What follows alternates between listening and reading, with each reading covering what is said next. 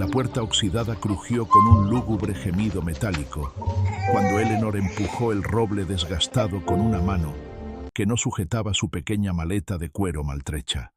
El sol ya comenzaba su lento descenso tras las ondulantes colinas de Kentucky, proyectando un largo resplandor ámbar que bañaba el patio de una granja que parecía tan exhausta como el hombre que estaba en el porche.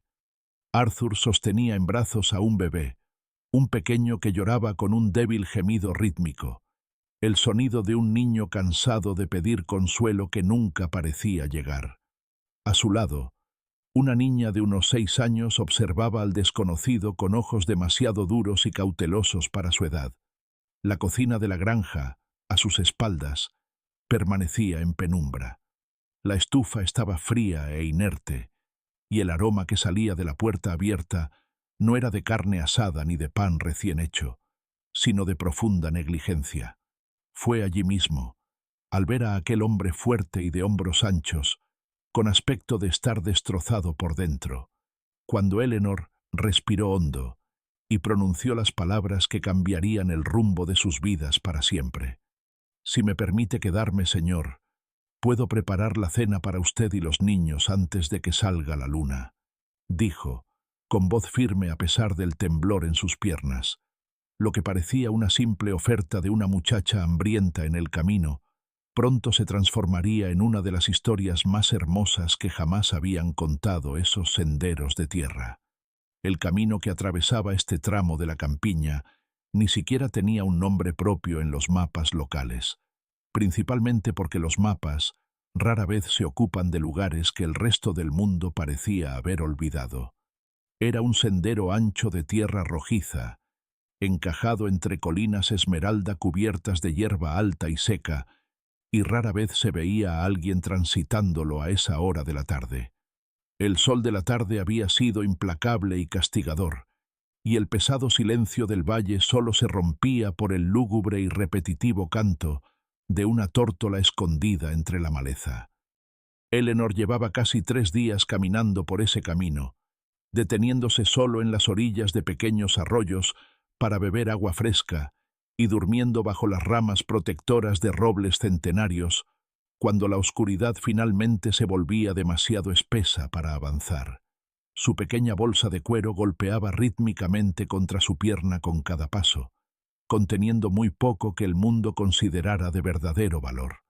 Sin embargo, dentro estaban las únicas cosas que Eleanor realmente poseía: un solo cambio de ropa, un peine de hueso que había pertenecido a su madre y un pesado cuaderno de tapa dura, donde la delicada letra inclinada de su madre registraba recetas que se habían transmitido de abuela a hija durante generaciones. Eleanor tenía solo 22 años, pero cargaba en su cuerpo y en su alma el pesado peso de alguien que ya había vivido demasiadas vidas difíciles en un lapso de tiempo muy corto. Su padre, un obrero y un vagabundo por naturaleza, había fallecido a causa de una caída cuando ella era apenas una niña, dejando tras de sí solo una montaña de deudas y el cálido recuerdo, ya casi apagado, de un hombre que pasaba más tiempo viajando que en casa.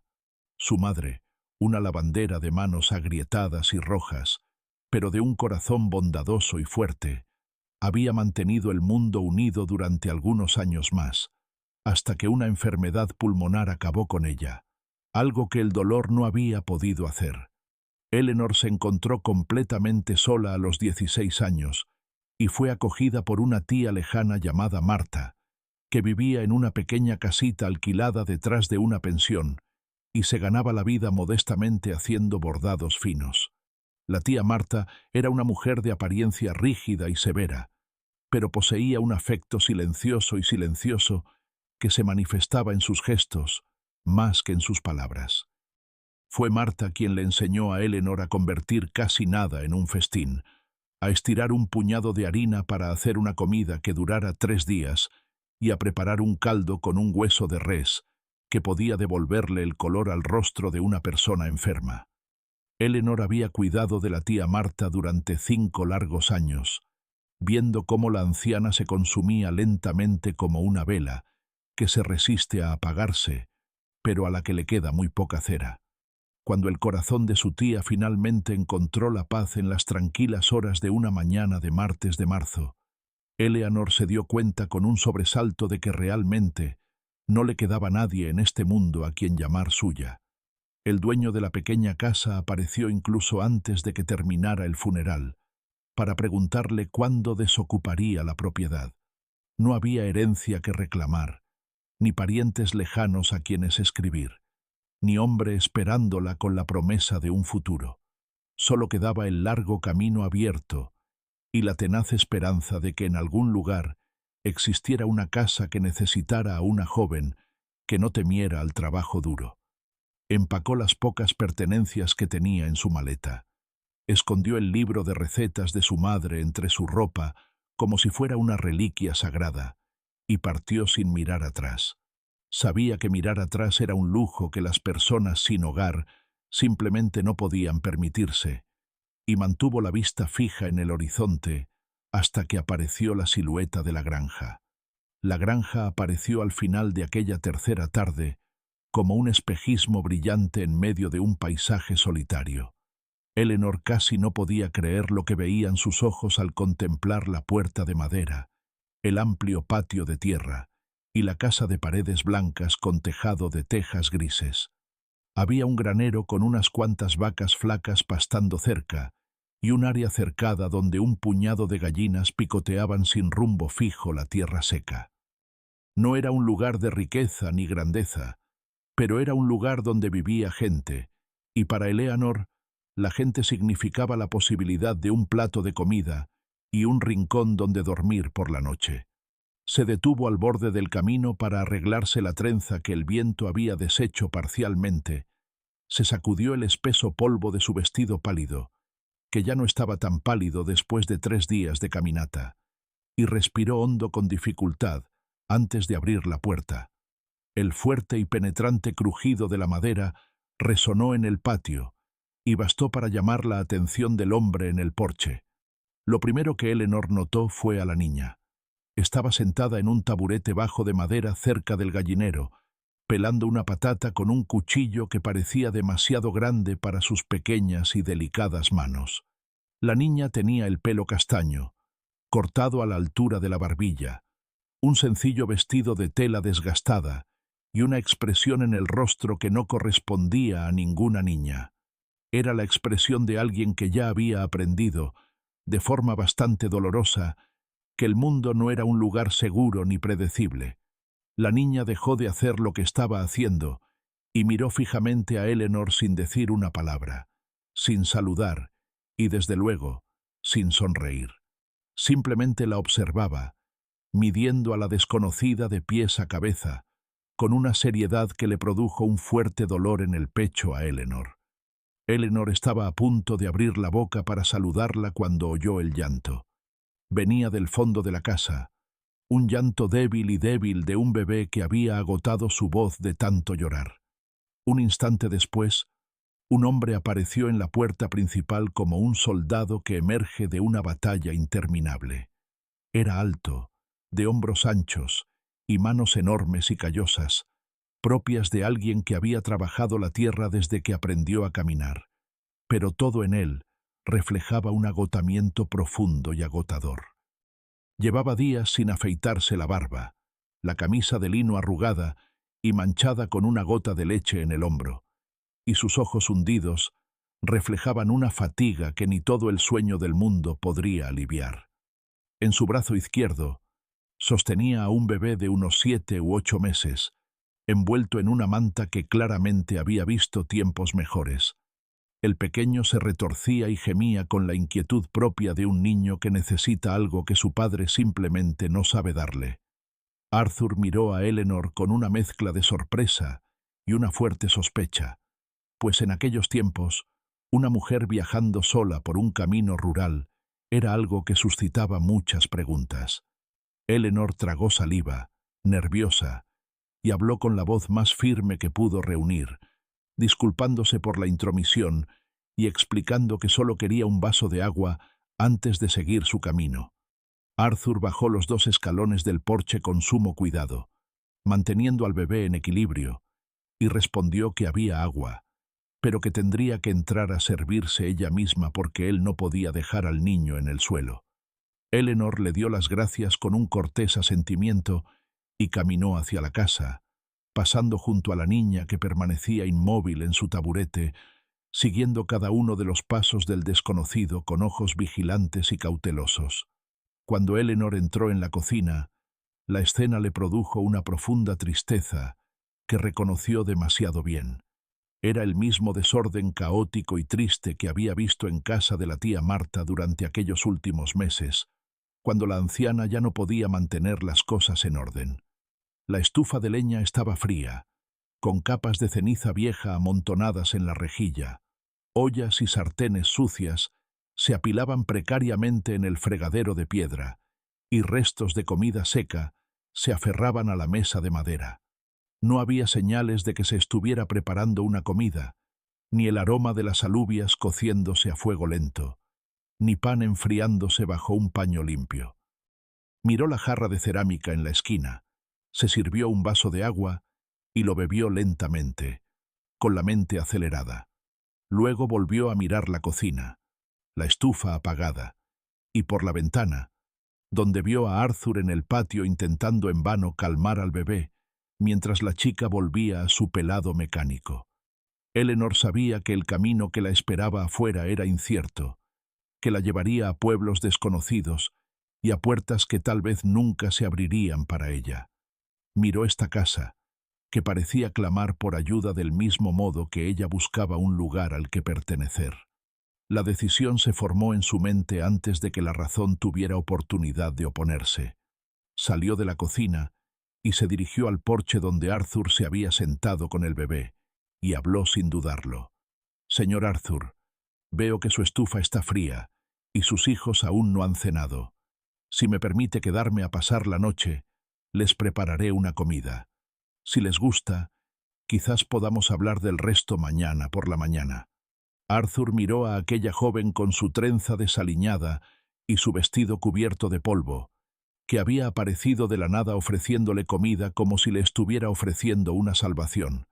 Sintió una compleja mezcla de sorpresa y desconfianza, luchando contra un cansancio que ya no podía soportar.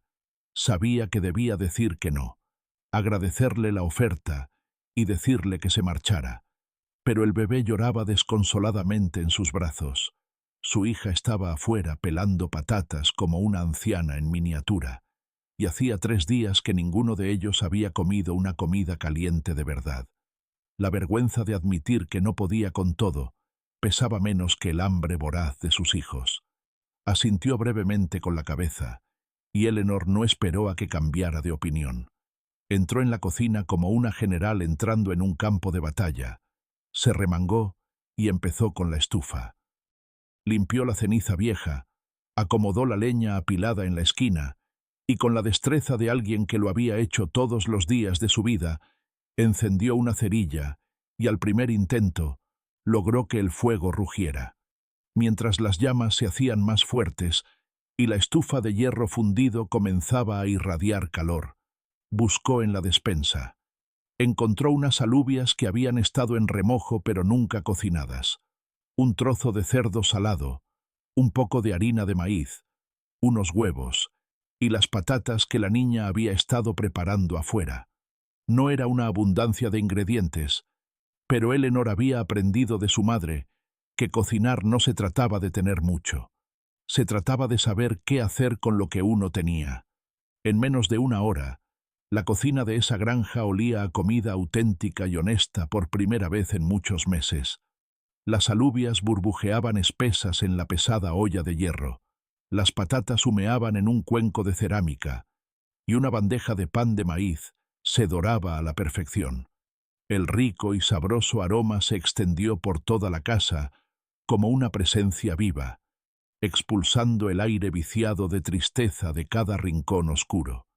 Clara fue la primera en aparecer en la puerta de la cocina, atraída por el olor como un pequeño animal salvaje que presiente la comida. Se quedó allí en silencio, aún aferrada al gran cuchillo de pelar que no había soltado, mirando a Eleanor con una desgarradora mezcla de hambre y profunda sospecha. Eleanor no forzó la conversación. Simplemente puso la mesa con lo que encontró, colocando 3 platos y sirviendo la comida de forma tranquila y rítmica, como si hubiera pertenecido a esa cocina desde siempre. Arthur entró con el bebé aún en brazos, deteniéndose en el umbral para contemplar la mesa puesta con una expresión que Eleanor no pudo descifrar del todo, aunque parecía una mezcla de dolor y asombro. Se sentó lentamente, acomodó al niño en su regazo y miró su plato como si no pudiera creer que la comida fuera real. Comieron en un silencio casi absoluto.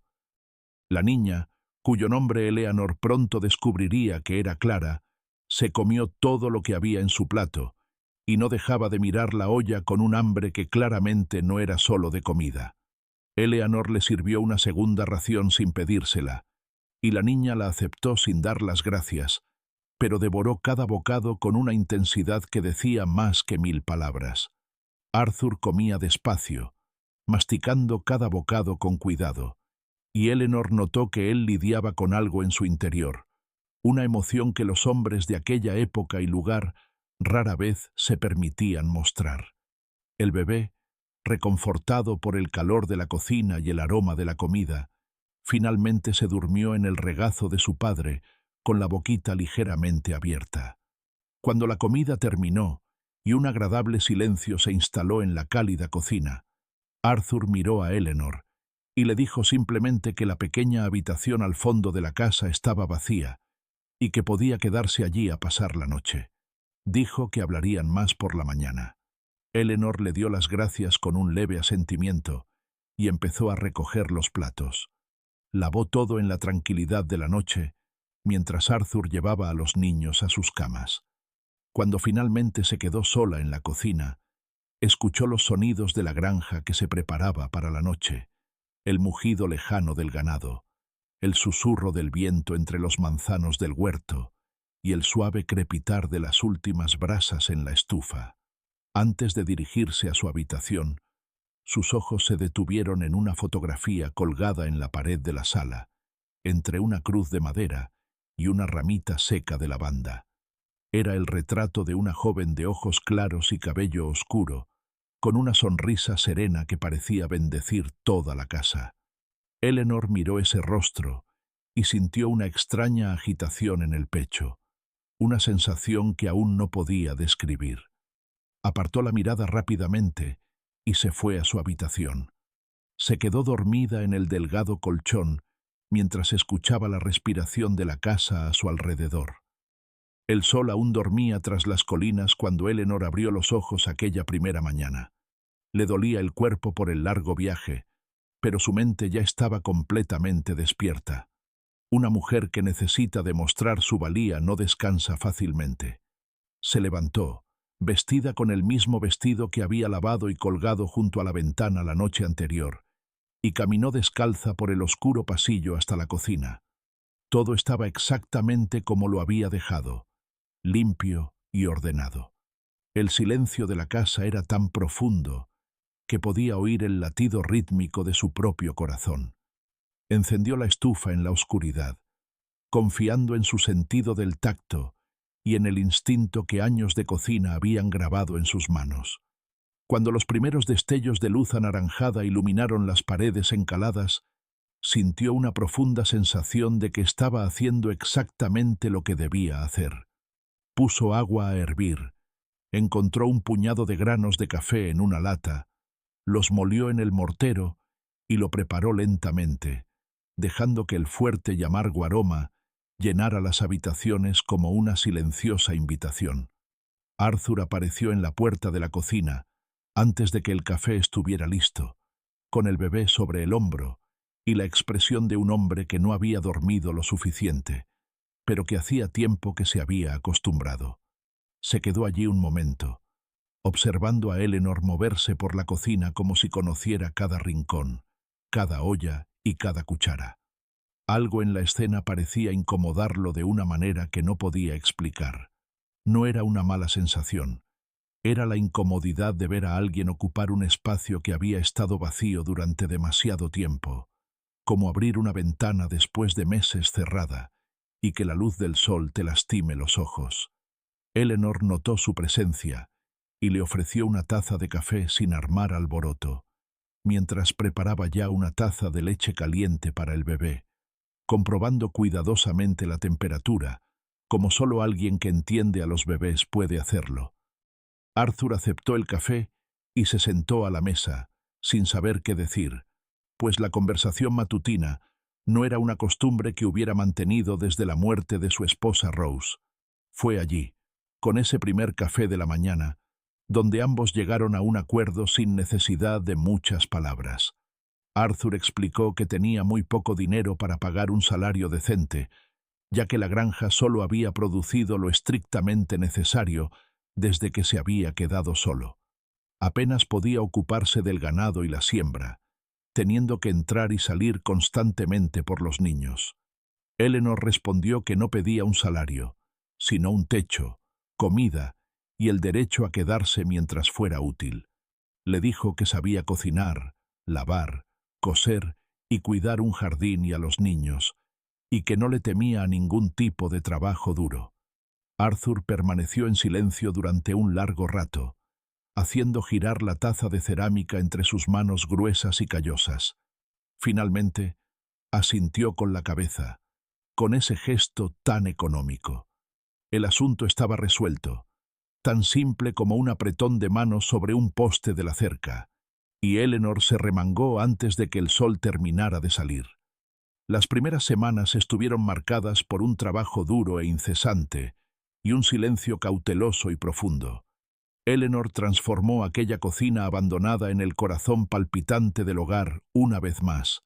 Se despertaba antes que nadie, encendía el fuego y preparaba el desayuno. Tortas de harina de maíz o galletas recién horneadas. Le daba al pequeño Thomas su papilla hecha a la perfección, y tenía el almuerzo listo en cuanto Arthur regresaba del campo cubierto de sudor y polvo rojo. La casa empezó a desprender el aroma de un lugar cuidado.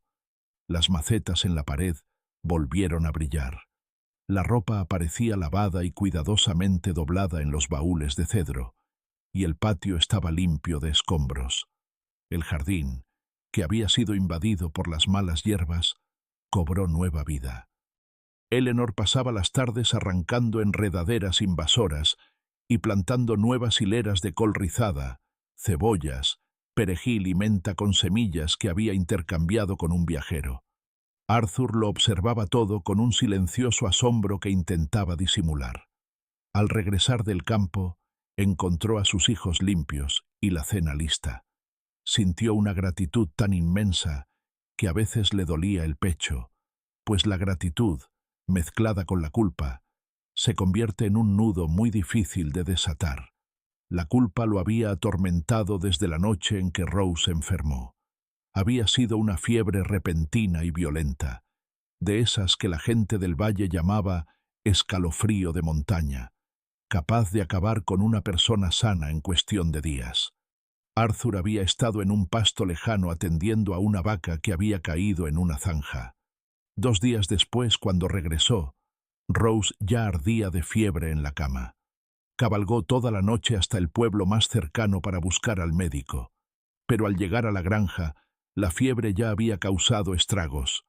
Rose solo sobrevivió 2 días más, delirando y llamando a los niños, y murió en la mañana lluviosa de un viernes, con la mano de Arthur aferrada a la suya. Clara estaba despierta cuando ocurrió. Tenía 5 años entonces, y lo había visto todo desde la puerta, a su padre llorando por primera vez y a su madre dejando de respirar. Desde ese día, Clara dejó de ser una niña. Fue precisamente Clara quien se convirtió en el desafío que Eleanor no había previsto. La niña no gritaba, no hacía berrinches ni lloraba. Hacía algo mucho peor. Ignoraba a Eleanor como si fuera un fantasma. Cuando Eleanor le servía un plato de comida, Clara lo apartaba y se iba a la despensa a comer harina seca con las manos, porque eso era lo que su padre le había dado antes. Cuando Eleanor intentaba cepillarle el pelo enredado, Clara se escabullía sin decir palabra y se escondía detrás del gallinero. Cuando Eleanor ordenaba la habitación, Clara la desordenaba de nuevo, poniendo las cosas en lugares equivocados donde solían estar, como si mantener el caos fuera la única manera de mantener vivo el recuerdo de su madre. Fue una resistencia silenciosa y feroz, y Eleanor, que había visto el dolor en muchas formas, lo reconoció como el tipo de dolor más peligroso, aquel que se niega a dejar entrar nada nuevo por miedo a perderlo también. Eleanor no presionó, no insistió en el cepillo para el pelo, no obligó a la niña a comer, ni intentó ofrecerle abrazos que no deseaba. Simplemente permaneció allí, constante como el fuego de la estufa cada mañana y presente como el aroma de la cena a las 6 de la tarde. Le permitió a la niña acercarse a ella cuando quisiera, si es que alguna vez decidía hacerlo. Mientras tanto, se dedicó al pequeño Thomas, brindándole los cuidados que el niño había necesitado desesperadamente durante meses. El bebé estaba delgado e irritable, llorando frecuentemente por las noches con dolores de estómago que mantenían despierta a toda la casa. Eleanor se dio cuenta de que Arthur le había estado dando al niño leche de vaca entera, demasiado pesada para el estómago de un niño tan pequeño. Lo cambió todo, diluyó la leche, la calentó a la temperatura perfecta y le añadió una gota de té de hinojo que cultivaba en la jardinera. En menos de una semana, el llanto cesó. En 2 semanas, Thomas dormía toda la noche y en un mes era un bebé diferente, regordete y extendiendo sus bracitos cada vez que veía a Eleanor. Arthur presenció todo esto y, sin darse cuenta, comenzó a ablandarse desde dentro hacia afuera. Empezó a regresar del campo un poco antes, no porque hubiera menos trabajo, sino porque la casa se había convertido en un lugar donde realmente quería estar. Comenzó a hablar más durante las comidas, primero sobre la granja, luego sobre los niños y, finalmente, sobre cosas que no tenían ninguna utilidad práctica, pero que servían para llenar el silencio con algo agradable. Eleanor escuchaba con genuino interés, haciendo preguntas sobre el ganado y las cosechas, y Arthur se sorprendió explicando cosas con una paciencia que no sabía que poseía. Sin embargo, ninguno de los dos tocó el tema que se cernía sobre la casa como una pesada nube de lluvia. Ninguno de los dos habló de Rose. La tercera semana trajo consigo su primera visita del mundo exterior. El señor Sterling, un anciano granjero de la tierra vecina, apareció un miércoles por la tarde montado en un caballo bayo que había visto mejores tiempos, al igual que su dueño. El señor Sterling era un hombre respetado en el condado. Él mismo era viudo, pero su viudez era prolongada y se había convertido en una gruesa coraza protectora alrededor de su corazón. Había perdido a su esposa hacía más de 15 años y nunca se había recuperado del todo. Vivía solo en una granja demasiado grande para un solo hombre, con peones que hacían todo el trabajo, mientras él se consumía lentamente en una mecedora con una botella de whisky y el silencio como única compañía. El señor Sterling cuidaba de Arthur como si fuera el hijo que nunca tuvo, y pasaba a verlo de vez en cuando para asegurarse de que el joven estuviera sobrellevando el peso de su dolor. Ese día encontró la casa con un aspecto totalmente diferente, y a una joven en la cocina. Sus cejas se arquearon más que el ala de su sombrero. Arthur explicó la situación en pocas palabras, y el señor Sterling escuchó en silencio. Su mirada iba del hombre al chico, a la chica y a los niños, con la expresión de quien ha vivido lo suficiente como para saber que la vida teje patrones que nadie puede predecir. El anciano no dijo si aprobaba o desaprobaba. Simplemente bebió el café que Eleanor le sirvió, elogió el pan de maíz con un gruñido bajo, lo más cerca que estuvo de alabar, y cuando llegó el momento de irse, apartó a Arthur en el patio. Lo que dijo fue breve y conciso. La chica parecía buena persona, y la casa lucía mejor que en meses, pero la gente del pueblo ya estaba hablando. Las noticias corren como la pólvora en un pequeño valle, y la señora Higgins, la viuda que regentaba la tienda y había sido amiga íntima de Rose, Le contaba a cualquiera que quisiera escuchar que Arthur había traído a una mujer a su casa, antes incluso de que terminara el período de luto por su esposa. Arthur sintió que la sangre le hervía, pero el señor Sterling levantó una mano para tranquilizarlo, diciendo que no estaba allí para juzgar, pero que Arthur debía tener cuidado porque los chismes de pueblo podían destruir más que una inundación. Esa noche, después de que Arthur se acostara y la casa quedara sumida en la oscuridad, Eleanor se sentó al borde de la cama en la habitación trasera, con el libro de recetas de su madre abierto en su regazo.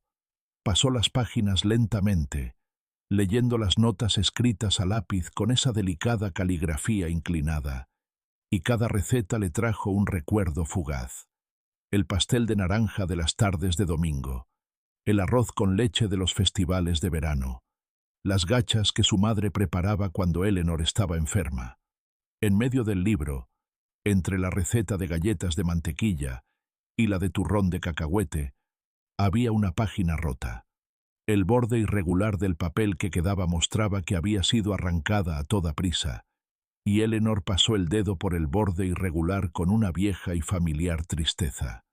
Era la receta del pastel de cumpleaños que su madre solía prepararle. Un pastel de crema con glaseado de moras que sabía a infancia y a algo que le pertenecía a alguien. La página se había perdido en la mudanza frenética tras la muerte de su madre, o quizás incluso antes. Eleanor nunca lo supo. Solo sabía que, desde que esa receta desapareció, nunca había vuelto a celebrar su cumpleaños, porque sin ese pastel en particular, la fecha era solo otro día vacío. Cerró el libro, lo metió bajo la almohada y apagó la linterna. Fue entonces cuando oyó unos pequeños pasos ligeros en el pasillo, suaves como las patas de un gato. Eleanor permaneció inmóvil en la cama, conteniendo la respiración, y oyó cómo los pasos se detenían en la cocina. Esperó un instante y luego se levantó en silencio, acercándose sigilosamente a la puerta. Lo que vio le produjo un dolor en el corazón que no esperaba. Clara estaba de pie frente a la ventana de la cocina, descalza, con su camisón blanco, con el rostro pegado al cristal oscuro, mirando hacia afuera. La niña no lloraba, no emitía ningún sonido, simplemente se quedaba allí, mirando el camino de tierra que se perdía en la oscuridad, esperando. Eleanor lo entendió sin necesidad de explicaciones, porque hay cosas que se entienden con el corazón y no con la cabeza. Clara esperaba a que su madre regresara cada noche, mientras su padre dormía profundamente, agotado. Aquella niña de 6 años se levantaba e iba a la ventana a esperar a que su madre apareciera en ese camino, porque nadie había logrado convencerla de que quienes van a la tierra no regresan por el camino de arriba. Eleanor regresó a su habitación en silencio, asegurándose de que la niña no la viera, y permaneció con los ojos abiertos en la oscuridad durante un largo rato. Entonces comprendió que cuidar de esa casa no era solo cuestión de mantener la estufa encendida y la ropa lavada. Era cuestión de curar heridas que nadie podía ver, heridas que sangraban en la oscuridad y dolían más en aquellos demasiado jóvenes para comprender lo que significa perder a alguien para siempre. Las semanas seguían pasando en ese ritmo rutinario que se instala sin pedir permiso. La granja estaba adquiriendo un carácter que no había tenido en mucho tiempo. El huerto de Eleanor ya producía sus primeras verduras. El patio siempre estaba barrido. Las gallinas ponían huevos con regularidad porque las alimentaban a tiempo, y la casa olía a comida todo el día. Arthur trabajaba mejor en el campo, ahora que no tenía que cargar al bebé atado a su espalda, ni correr adentro con cada llanto. El ganado estaba ganando peso. Los cultivos prometían una buena cosecha, y los 2 peones que vinieron a ayudar con el trabajo pesado comentaban entre ellos que el jefe finalmente parecía un ser humano de nuevo. Pero mientras la vida dentro de la granja se enderezaba, una tormenta se gestaba lentamente afuera. como esas lluvias de verano que oscurecen el cielo poco a poco, antes de finalmente estallar. El rumor llegó al pueblo antes de que Eleanor llevara siquiera un mes en la granja, y lo hizo de la peor manera posible, a través de quienes se consideraban guardianes de la moral local. La señora Higgins, viuda del antiguo dueño de la tienda y ahora dueña del negocio, había sido amiga íntima de Rose. Se consideraba protectora de la memoria de la difunta. Era una mujer de fe ferviente y caridad selectiva, de esas que rezan con más fervor en la primera fila de la iglesia y hablan de la vida de los demás como si fuera un servicio a la comunidad. Cuando un viajero que se había cruzado con Eleanor en el camino mencionó en la tienda que había visto a una joven entrar en la granja del viudo, la señora Higgins sintió que le habían encomendado una misión sagrada. Pasó toda la semana difundiendo la noticia con ese falso tono de preocupación que es el disfraz favorito de la malicia, diciendo lo lamentable que era para la pobre Rose que su marido la hubiera reemplazado antes, incluso de que se enfriara bajo tierra. Susurró que la chica debía ser una de esas que vagan de granja en granja, buscando un viudo con tierras, y que los niños estaban siendo criados por un extraño sin familia ni reputación. El veneno se extendió por el valle como una mancha de aceite en el agua, y cuando Arthur apareció en el mercado mensual para vender queso y comprar provisiones, sintió las miradas antes de oír las palabras.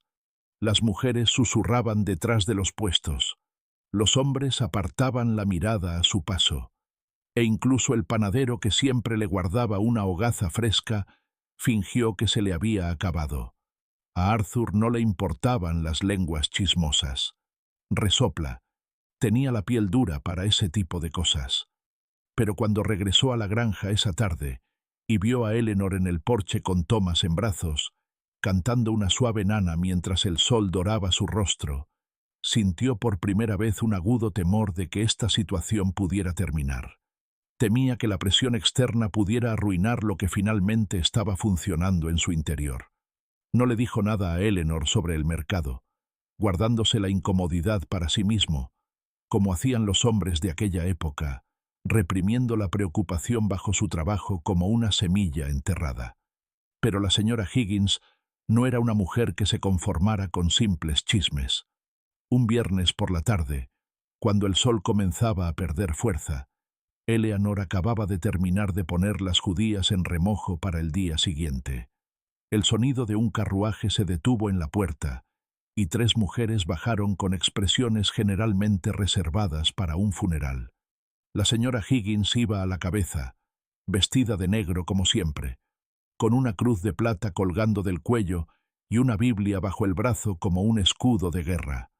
Detrás de ella venían otras 2 mujeres del pueblo, la señora Miller y la señora Vance, que servían más de público que de otra cosa. Arthur estaba en el campo, y Eleanor estaba sola con los niños cuando vio a las 3 mujeres cruzar el patio hacia la casa. Sintió que se le helaba el estómago, pero enderezó la espalda y fue a recibirlas al porche con la dignidad de alguien que no le debía disculpas a nadie. La señora Higgins ni siquiera esperó a que la invitaran a entrar. Declaró que había venido a ver a los niños porque tenía la obligación de velar por el bienestar de los pequeños de Rose y que el pueblo estaba preocupado por el estado de la casa.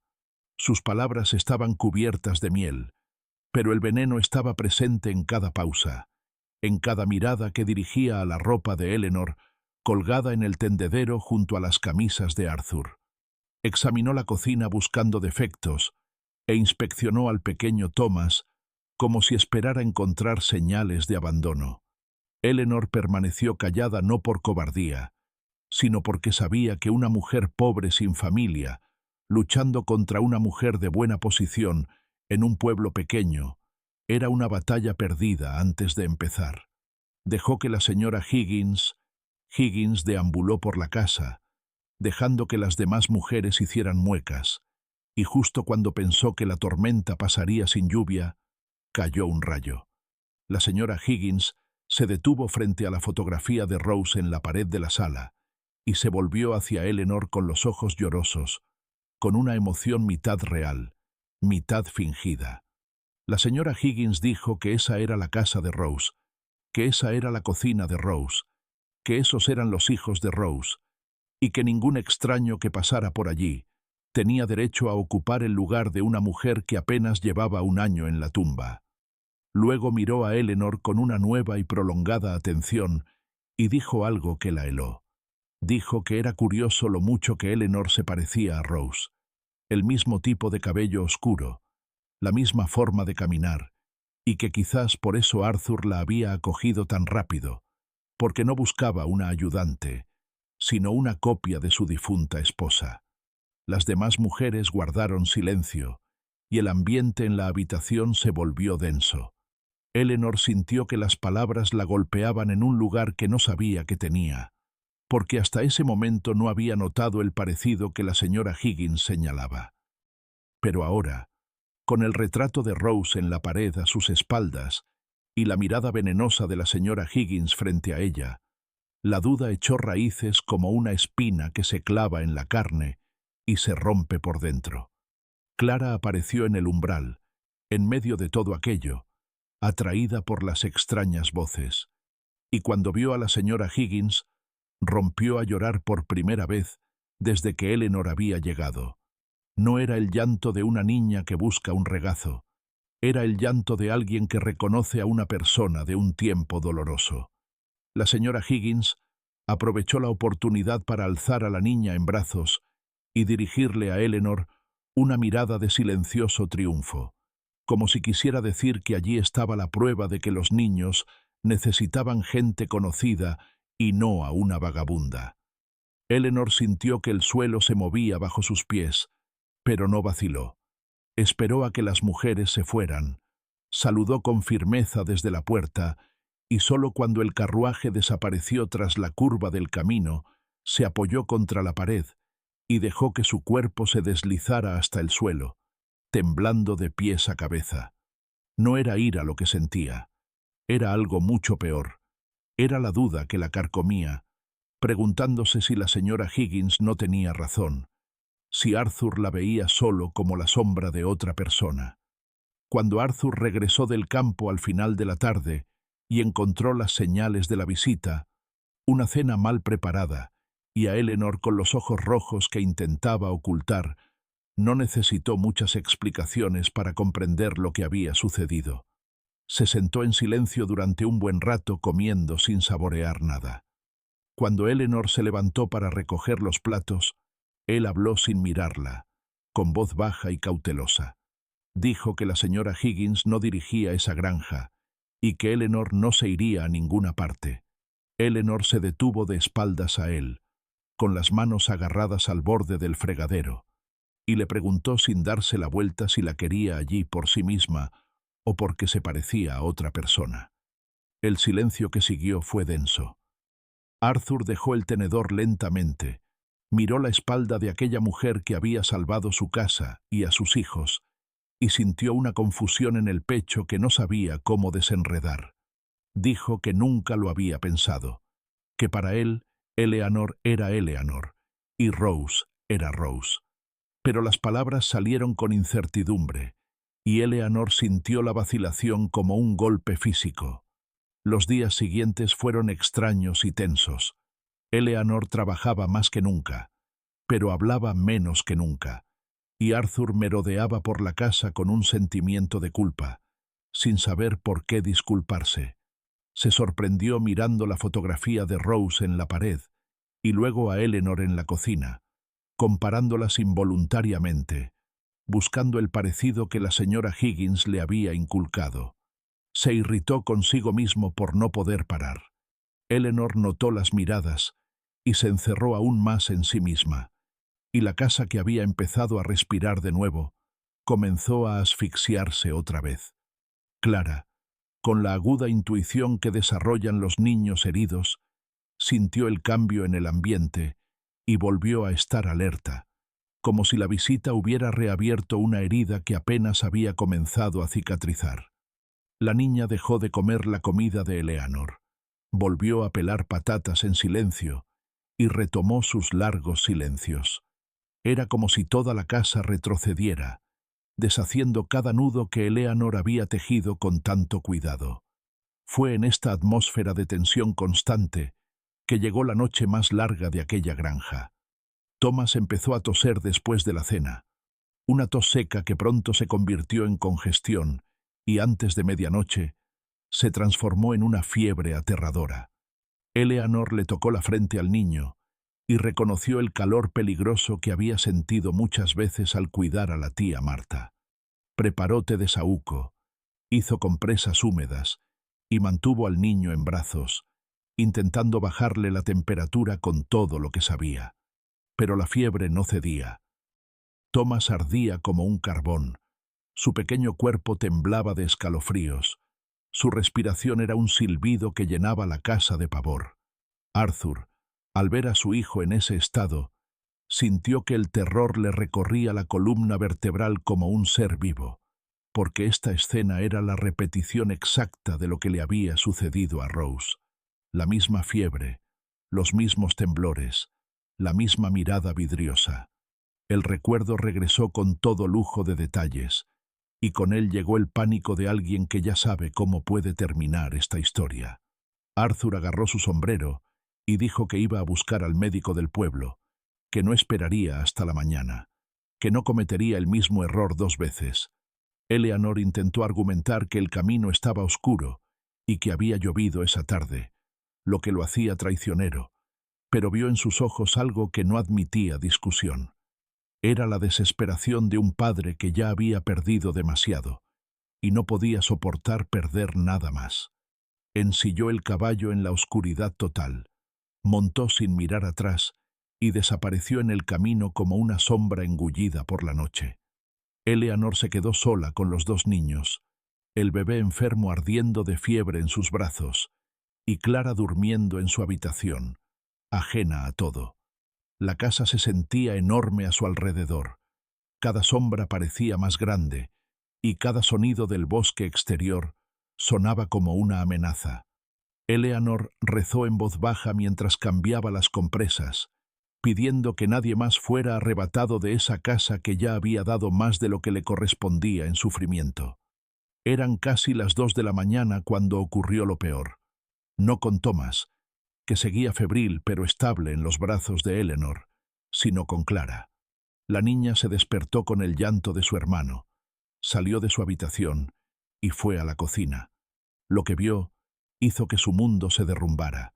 Vio a Eleanor sosteniendo al bebé tembloroso, vio las compresas húmedas, el té en la mesa y la linterna proyectando sombras parpadeantes en la pared. Todo se fusionó en la mente de una niña de 6 años con la noche en que murió su madre. El cuerpo de Clara se quedó paralizado en el umbral de la cocina. Sus ojos se abrieron de par en par y luego llegó el grito, un grito agudo y desgarrador que no era de sorpresa, sino de puro terror. Era el terror de alguien que revive la peor noche de su vida y es incapaz de separar el pasado del presente. La niña comenzó a temblar de pies a cabeza, se deslizó al suelo y se acurrucó contra la pared con los brazos alrededor de las rodillas, llorando de una manera que no sonaba como el llanto de una niña. Sonaba como el gemido de un animal herido. Eleanor sintió que la desesperación se apoderaba de ella, porque tenía a un bebé enfermo en un brazo y a una niña aterrorizada en el suelo, y estaba completamente sola en medio de la noche. Pero la desesperación es un lujo que una madre no puede permitirse, y eso fue precisamente en lo que se convirtió Eleanor en esa hora sin darse cuenta. Con sumo cuidado, acostó a Thomas en su cuna, lo arropó y se arrodilló en el suelo junto a Clara. La niña se encogió, huyendo de su contacto como un animal acorralado, y Eleanor no insistió.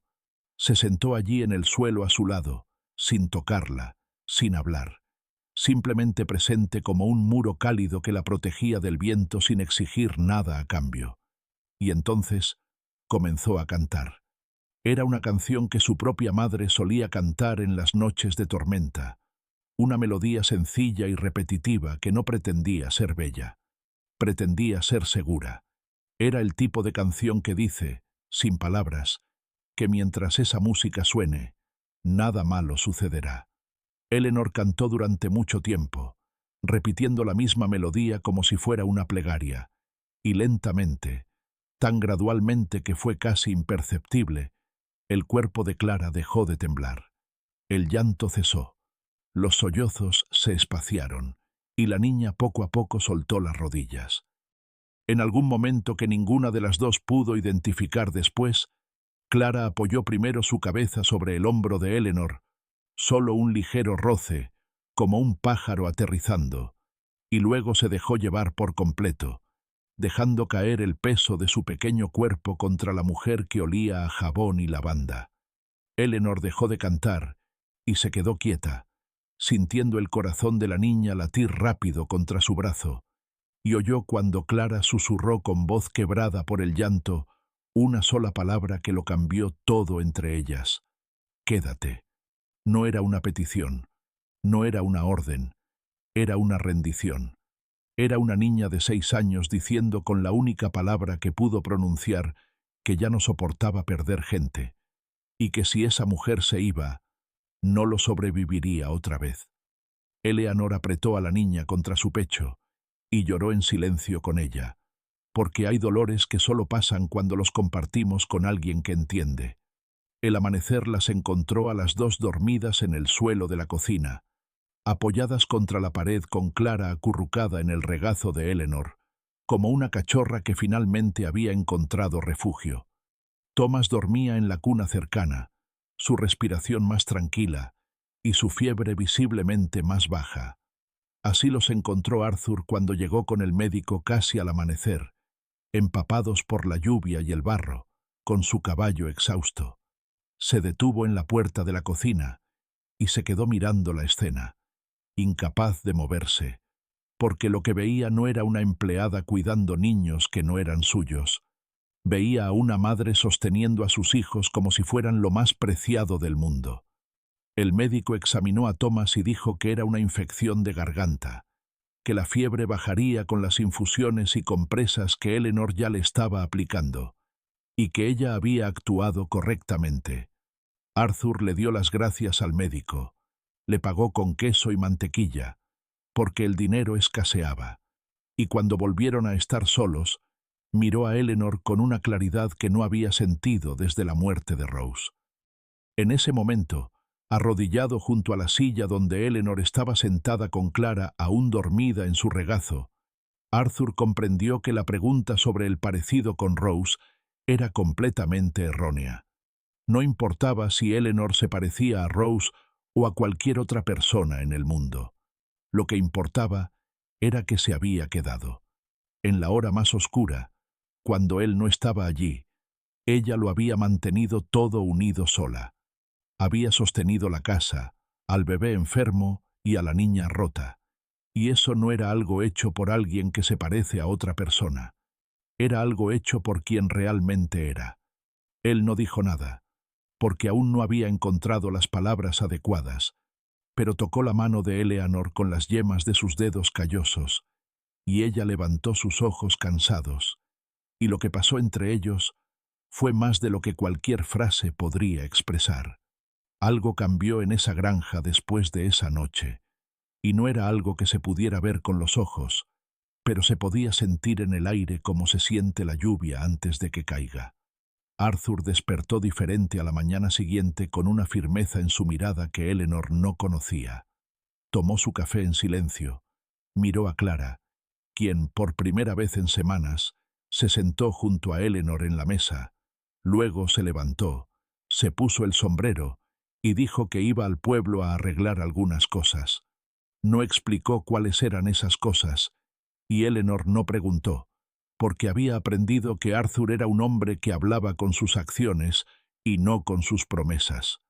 Lo que Arthur hizo esa mañana fue conocido por todo el pueblo antes del mediodía.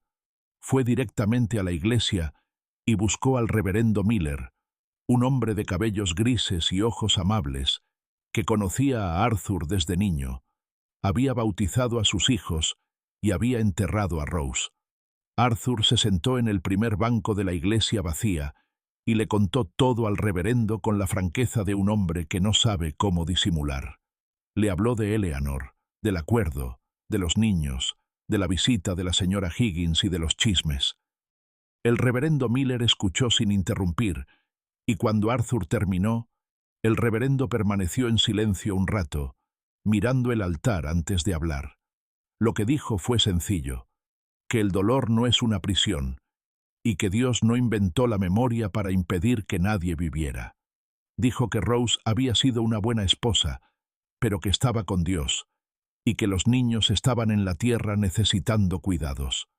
Dijo, si Eleanor era una mujer de buen carácter, y Arthur sentía en su corazón lo que decía, entonces debía hacer lo correcto, casarse con ella ante Dios y la comunidad, y darle el respeto que se merece como esposa. Arthur salió de la iglesia con el pecho más ligero e hizo su segunda visita del día. Detuvo su carreta frente a la tienda de la señora Higgins cuando la multitud estaba en su punto álgido. No gritó, no acusó, entró con calma, se quitó el sombrero y habló lo suficientemente alto para que todos lo oyeran. Dijo que la señora Higgins había sido amiga de Rose y que respetaba eso, pero que ese respeto terminaba donde empezaba la intromisión. Dijo que Eleanor era una mujer honorable que había salvado a sus hijos del hambre y el abandono, haciendo más por esa familia en semanas que todo el pueblo en un año de su viudez, porque nadie, ni siquiera la señora Higgins, había aparecido para ayudarlo cuando se estaba hundiendo. Dijo que iba a casarse con Eleanor, que el reverendo ya lo sabía, y que quien quisiera hablar podía hacerlo, porque los chismes nunca impedían que la gente decente fuera feliz. Pagó sus provisiones y se marchó, dejando la tienda en un silencio tan denso que se podía cortar con un cuchillo. Arthur regresó a la granja a primera hora de la tarde y encontró a Eleanor en el jardín arrodillada en la tierra con Thomas, sentado en una manta a su lado, y Clara jugando cerca. Caminó hasta el jardín y se detuvo un momento a contemplar la escena, grabándola en su memoria porque sabía que estaba a punto de cambiarlo todo. Se arrodilló frente a ella allí mismo en el jardín, con el olor a tierra mojada elevándose a su alrededor, y habló de la única manera que sabía. Dijo que había ido a hablar con la reverenda y que quería casarse con ella si ella lo aceptaba. Dijo que no podía prometerle el mundo porque su mundo era pequeño, solo esa granja y esos niños, pero que lo compartiría todo con el corazón abierto.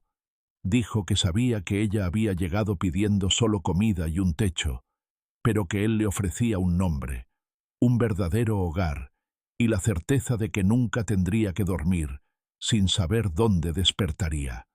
Eleanor lo miró con los ojos llenos de lágrimas y la boca temblorosa.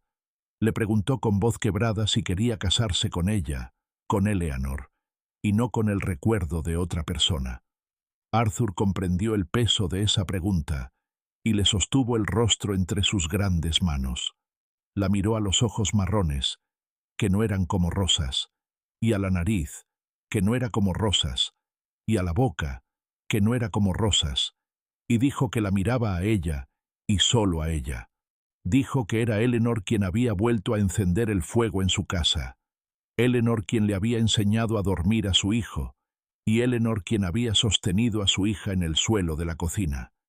Ella dijo que sí entre lágrimas y risas al mismo tiempo, y Clara, que estaba lo suficientemente cerca para oírlo todo, se acercó lentamente y estrechó la mano de Eleanor. Arthur miró las dos manos entrelazadas y supo que esa era la bendición que más importaba, más que la del reverendo, más que la del pueblo. La boda se programó para 3 semanas después, tiempo suficiente para el anuncio y para que Eleanor cosiera un vestido decente con la tela que Arthur compró en el pueblo. El reverendo Miller leyó los anillos los 2 domingos siguientes, y nadie se levantó para protestar, aunque Eleanor estaba segura de que la señora Higgins estaría en primera fila para plantear un problema. Pero la señora Higgins no apareció en la iglesia esos 2 domingos, y Eleanor supo después que la dueña de la tienda había permanecido callada desde que Arthur le habló, y algunas de las mujeres del pueblo habían empezado a cambiar de tono, diciendo que al final el viudo tenía razón y que nadie había ido a ayudarlo cuando lo necesitaba. La gente es así, giran en la dirección que sopla el viento, y a veces solo hace falta que una persona diga la verdad en voz alta para que el castillo del chisme se derrumbe por completo. El día de la boda amaneció con ese cielo claro de septiembre que solo el campo conoce, tan azul que duele de su belleza, con un viento cálido que trajo el aroma de las flores de manzano del huerto. La ceremonia sería sencilla en la pequeña capilla del pueblo con unos pocos invitados. El señor Sterling sería el padrino de Arthur, y la esposa del peón más viejo de la granja sería la dama de honor de Eleanor, ya que no tenía familia que ocupara ese lugar. Eleanor se preparó en la habitación trasera que pronto dejaría de ser solo suya. Llevaba el nuevo vestido de algodón color crema con encaje en el cuello que ella misma había bordado por la noche. Se ató el pelo en una trenza firme con flores de manzano que Clara había recogido en el huerto, y fue precisamente este detalle lo que hizo llorar a Eleanor antes de la ceremonia. Las flores habían aparecido en su cama temprano esa mañana sin ninguna nota, pero Eleanor sabía que era Clara, porque nadie más se despertaba antes del amanecer en esa casa. En la capilla, Arthur esperaba con el traje que solo sacaba del cofre en ocasiones especiales, el mismo que había usado para casarse con Rose, y no lo ocultaba ni se disculpaba por ello, porque usar ese traje no se trataba de repetir el pasado, sino de demostrar que la vida continúa sobre los mismos cimientos. Cuando Eleanor entró en la capilla con un ramo de flores silvestres y Clara caminando a su lado, Arthur sintió un escozor en los ojos y no se avergonzó. El reverendo Miller celebró la ceremonia con palabras que hablaban de nuevos comienzos y valentía, de manos que se extienden en la oscuridad y encuentran otras manos. Cuando los declaró marido y mujer, Clara, sentada en el primer banco con Thomas en su regazo, hizo algo que nadie en esa iglesia esperaba. Sonrió. Fue una sonrisa pequeña, casi imperceptible, pero fue la primera sonrisa de esa chica en más de un año, y quien la vio sintió que allí estaba sucediendo algo que iba más allá de un matrimonio. La celebración tuvo lugar en la granja, con una mesa puesta en el patio bajo el gran arce, con comida sencilla y abundante que Eleanor había preparado con la ayuda de las vecinas. Había pollos asados, ensalada de patatas, galletas recién hechas, tarta de manzana y café preparado a raudales. Los pocos invitados comieron y charlaron hasta que se puso el sol, y cuando se marcharon, la granja quedó en el agradable silencio de una casa llena de paz. Eleanor estaba recogiendo los platos en el patio cuando sintió que alguien le tiraba del dobladillo del vestido. Bajó la mirada y vio a Clara con un trozo de papel doblado en la mano, extendiéndoselo con esa solemnidad que tienen los niños cuando hacen algo que consideran muy importante. Eleanor se arrodilló y tomó el papel, desdoblándolo lentamente. Lo que encontró la dejó sin fuerzas. Era una receta escrita con la letra redonda e insegura de una niña que aún estaba aprendiendo, llena de faltas de ortografía y manchas de tinta, pero perfectamente legible. Pastel de crema con glaseado de moras. Eleanor miró a Clara sin comprender, con el corazón latiéndole tan fuerte que sentía que iba a estallar. La niña explicó, con la prisa propia de los niños que tienen mucho que decir, que había visto a Eleanor hojeando el libro de recetas muchas noches, pasando el dedo por aquella página rota. Dijo que un día le había preguntado a la señora Higgins en la tienda si conocía la receta de un pastel de crema con glaseado de moras, porque la señora Higgins tenía un viejo libro de recetas que había pertenecido a su madre. La señora Higgins, de quien nadie esperaba ayuda, buscó en el libro, encontró una receta similar y se la dictó a Clara para que la copiara una tarde cuando la niña fue al pueblo con Arthur. La niña guardó el papel bajo la almohada durante días, esperando el momento oportuno, y decidió que la boda era el momento. porque una boda es un día para regalos, y ese era el regalo que quería dar. Eleanor sostenía aquel papel como si fuera una reliquia sagrada, y las lágrimas caían sin control, espesas y calientes, empapando el vestido nuevo y la receta en las manos de Clara, que apretaba entre las suyas. No era solo una receta, era el puente que faltaba. Era la niña que decía que aceptaba a Eleanor no como un reemplazo de su madre, sino como alguien nuevo a quien amar. Era la página que faltaba en el libro y en la vida. Demostraba que incluso la señora Higgins, con todos sus defectos y su lengua afilada, tenía un corazón que sabía hacer lo correcto cuando una niña se lo pedía. Arthur las encontró a las dos abrazadas en el patio, Eleanor de rodillas, con Clara pegada a su pecho, ambas llorando y riendo. Los meses que siguieron a la boda fueron un tiempo de aprendizaje y de lazos que se estrecharon. Eleanor dejó de ser la niña que ayudaba y se convirtió en la verdadera dueña de la casa. Era ella quien decidía el menú, administraba la despensa y negociaba el precio de las telas en la tienda. Arthur descubrió que compartir las decisiones no era una debilidad, sino inteligencia, porque Eleanor tenía un sentido práctico que él admiraba y una valentía para correr riesgos que él solo no habría tenido. La granja creció en esos meses como no lo había hecho en años. Compraron más gallinas, ampliaron el huerto y vendieron mantequilla y huevos en el mercado con una ganancia que les permitió reparar el tejado y reemplazar las viejas ventanas con cristales que dejaban entrar el sol de la mañana. Thomas creció fuerte y sano, convirtiéndose en un niño listo que corría tras las gallinas y llamaba a Eleanor mamá, con la naturalidad de alguien que nunca había conocido a otra. Clara se abrió lentamente como una flor que necesita tiempo y paciencia. Gradualmente, dejó de ser la anciana que pelaba patatas en silencio y volvió a ser una niña jugando en el huerto, inventando historias y riendo de tonterías. Una noche de luna llena, Eleanor se dio cuenta de que Clara ya no iba a la ventana de la cocina a esperar a que su madre regresara. La niña durmió toda la noche, tranquila y quieta, y esa fue la mayor victoria que Eleanor había logrado en esa casa, mayor que cualquier cosecha o renovación. El señor Sterling, el vecino que vivía solo, meditando sobre su propia viudez, comenzó a visitar la granja con más regularidad. Venía a almorzar los domingos y pasaba toda la tarde en el porche hablando con Arthur y jugando con los niños de forma torpe, como alguien que no tiene práctica pero sí mucha voluntad. Eleanor notó que el anciano estaba cambiando. La compañía de una familia viva estaba descongelando algo dentro de él, que la soledad había endurecido.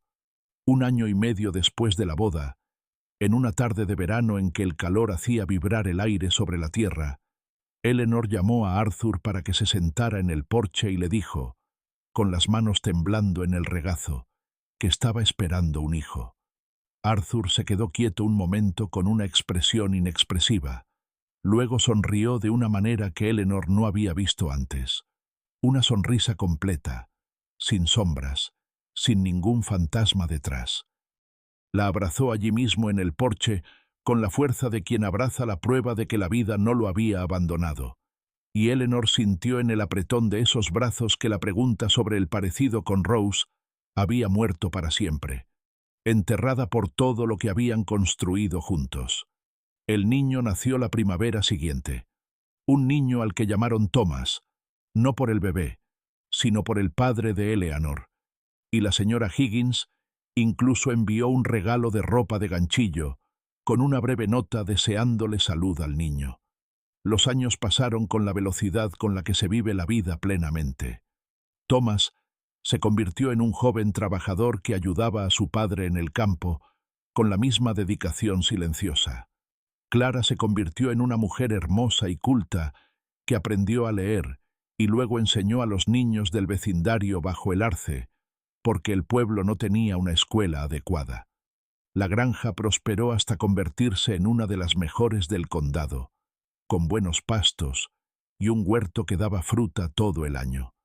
Mucho después, cuando el cabello de Arthur ya era blanco y las manos de Eleanor mostraban las marcas de toda una vida de trabajo, ambos se sentaron en aquel mismo porche donde todo se había decidido.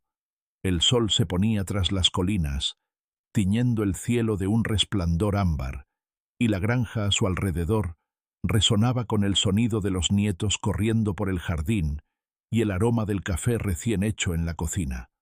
Arthur tomó la mano de Eleanor, como hacía todas las tardes en aquel porche, entrelazando sus dedos callosos con los de ella, y le preguntó si recordaba el día en que llegó.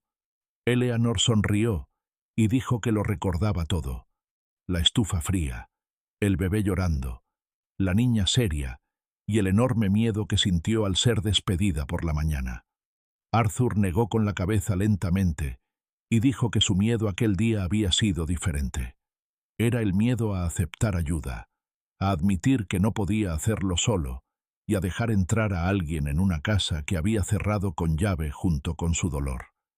Eleanor apoyó la cabeza en su hombro y susurró la frase que había dicho hacía tantos años: «Si me dejas quedarme, puedo preparar la cena».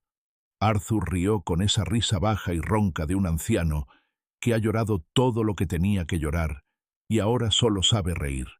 Respondió que ella había hecho mucho más que la cena. Había hecho toda la casa, toda la familia y toda la vida.